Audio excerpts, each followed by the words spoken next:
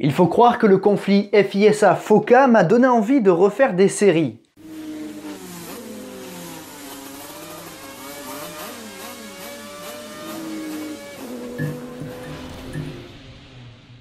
« 1982 est la saison la plus folle de l'histoire de la Formule 1, celle avec le plus de vainqueurs différents, une période tendue avec le conflit FISA-FOCA. Mais pas seulement, beaucoup de surprises, des batailles spectaculaires, des drames et un champion inattendu. Évidemment, durant cette série, je ne ferai que survoler un aspect très important, le conflit FISA-FOCA. Évidemment, j'en ai déjà parlé lors de ma série dédiée à ce conflit. Je vous invite vivement à aller la voir parce que c'est une bonne introduction pour bien comprendre tous les enjeux de cette saison 82. Ce premier épisode que j'appelle l'épisode 0 n'est qu'une introduction pour bien placer le contexte parce que la Formule 1 de 1982 c'est bien différent de la Formule 1 de 2021. Je travaille sur cette série depuis le mois d'avril, j'espère qu'elle vous plaira. 1982, la saison folle, je vous souhaite un bon épisode.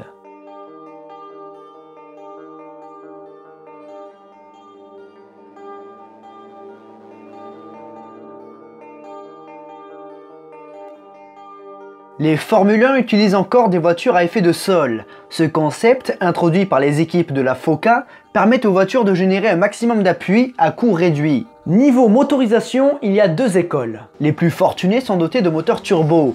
Très puissants et introduits par Renault en 1977, cette technologie, beaucoup moquée à ses débuts, est devenue la motorisation la plus performante.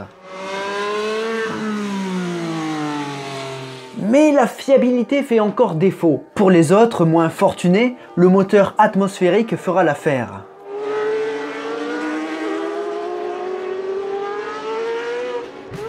Toujours dans la réglementation moteur, la suralimentation est autorisée. Pour ce qui est des carburants, les équipes sont libres de choisir et ils ne sont pas limités dans la consommation. Et enfin, le poids est limité à 580 kg minimum. Côté règlement sportif, le barème des points est le suivant. 9 points pour le vainqueur, 6 pour le deuxième, 4 pour le troisième. Si tous les résultats comptent pour le classement constructeur, seuls les 11 meilleurs résultats sont enregistrés pour les pilotes.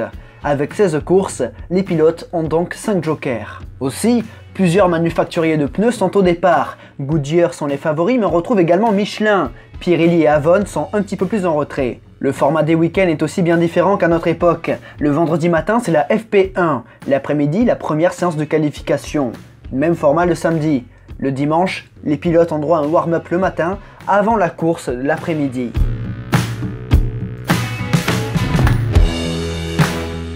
Celui qui porte le numéro 1, c'est Nelson Piquet. Le Brésilien a remporté lors de la dernière manche de la saison 81 son premier titre mondial en l'arrachant à son adversaire Carlos Reutemann.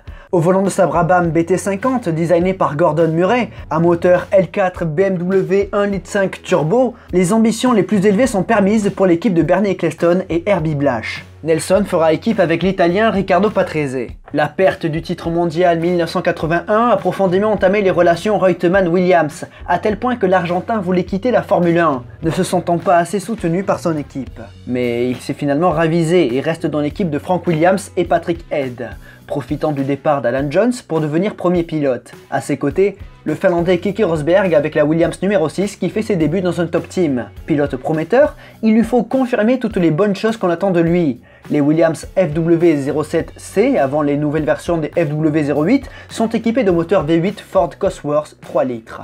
Chez Renault, pas de changement, le duo français Alain Prost-René Arnoux poursuit ensemble, au volant de la RE30B designée par François Castin. Le département moteur de Bernard Dudot a boosté le moteur V6 turbo jusqu'à 550 chevaux. Après la révélation Prost de 81, l'écurie française veut remporter les titres mondiaux. Ligier Matra rempile avec Jacques Lafitte, vainqueur de 2 Grands Prix en 81 et remplace Patrick Tambay par l'américain Eddie Cheever. L'équipe roulera avec le châssis JS17 réaménagé pour la saison 82 avec un moteur atmosphérique Matra V12 et des pneus Michelin. Ferrari sort d'une année compliquée, un châssis 1981 complètement raté, mais les équipes de Maranello ont beaucoup travaillé sur la voiture de 82. La 126 C2 est la première Ferrari à monocoque en nid d'abeille carbone-aluminium.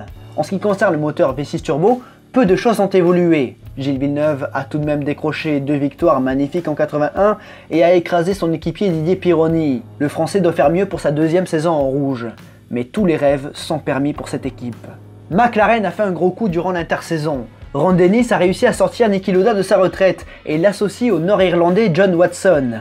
Watty dispose dans un premier temps du châssis MP4-1 évolué. Avec le moteur Ford Cosworth atmosphérique, McLaren peut espérer faire des coups d'éclat. Lotus souhaite se relancer avec sa 87B en attendant la version suivante, la 91, pilotée par Nigel Mansell et Elio De Angelis. L'écurie de Colin Chapman veut retrouver les sommets. Arrows a décroché 2 podiums en 81 avec Riccardo Patrese et espère progresser dans la hiérarchie avec l'A4. Ils engagent le Suisse Mark Surer et Mauro Baldi, champion d'Europe de F3.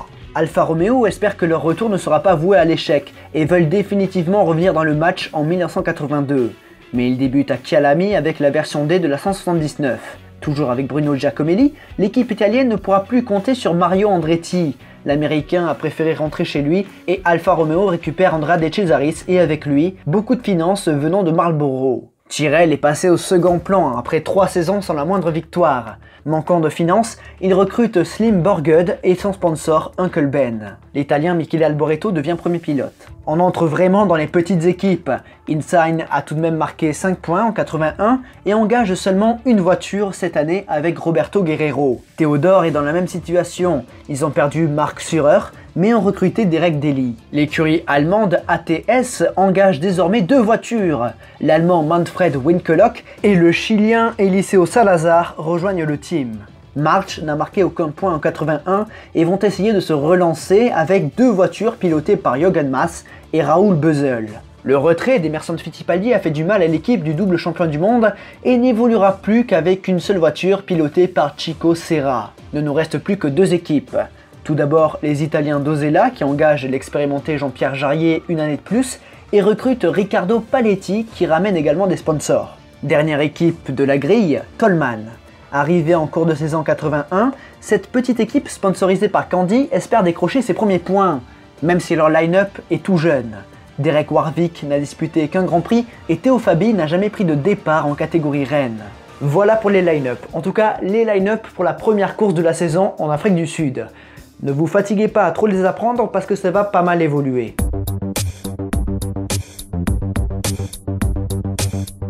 À cette époque, l'inégalité règne en Formule 1. Les plus fortunés sont dotés de moteurs turbo et afin de contrer cette coûteuse mais efficace technologie, certaines équipes inventent des stratagèmes. Par exemple, chez Williams, Patrick Head a mis au point un système de réservoirs dans la voiture, des réservoirs qui sont vides durant la course et qui sont remplis d'eau à la fin de l'épreuve. Comme ça, ils passent la pesée et ils sont au bon poids. Alors, vous vous doutez bien que ce n'est pas très réglementaire.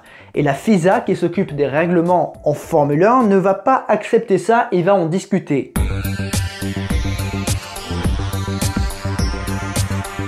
Évidemment, les jupes aérodynamiques font toujours débat et Jean-Marie Balestre veut interdire ce concept jugé trop dangereux.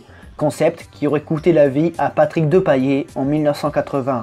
Mais ce n'est pas tout. Durant l'intersaison, Eccleston et Balestre, respectivement président de la FOCA et chargé du pouvoir économique de la Formule 1, ainsi que président de la FISA chargé du pouvoir sportif de la Formule 1, ont introduit la super licence. Beaucoup de pilotes ont signé sans réfléchir, mais certains se sont rendus compte de la supercherie et un mouvement de protestation s'est installé le mercredi précédant le Grand Prix d'Afrique du Sud. Les pilotes, menés par Niki Lauda et Didier Pironi ne trouvant pas d'accord avec les instances, ont décidé de faire grève.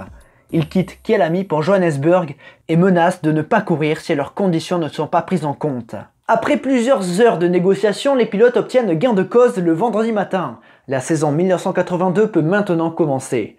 Mais ça, c'est pour le prochain épisode. Mesdames et messieurs, durant cette série, les outros seront un petit peu différentes. Si cette vidéo vous a plu, pensez à vous abonner, à liker, à commenter, à partager, à activer la petite cloche. Merci à Ethel Omega qui m'a fait plusieurs musiques pour cette série que vous entendrez tout au long des épisodes. Retrouvez-le sur les plateformes musicales. Merci également à ALB Design pour les voitures lors des présentations. Les liens des réseaux sociaux sont en description, vous pouvez venir m'y retrouver. Continuez d'aimer le sport auto, continuez d'aimer 1982, la saison folle. À la prochaine.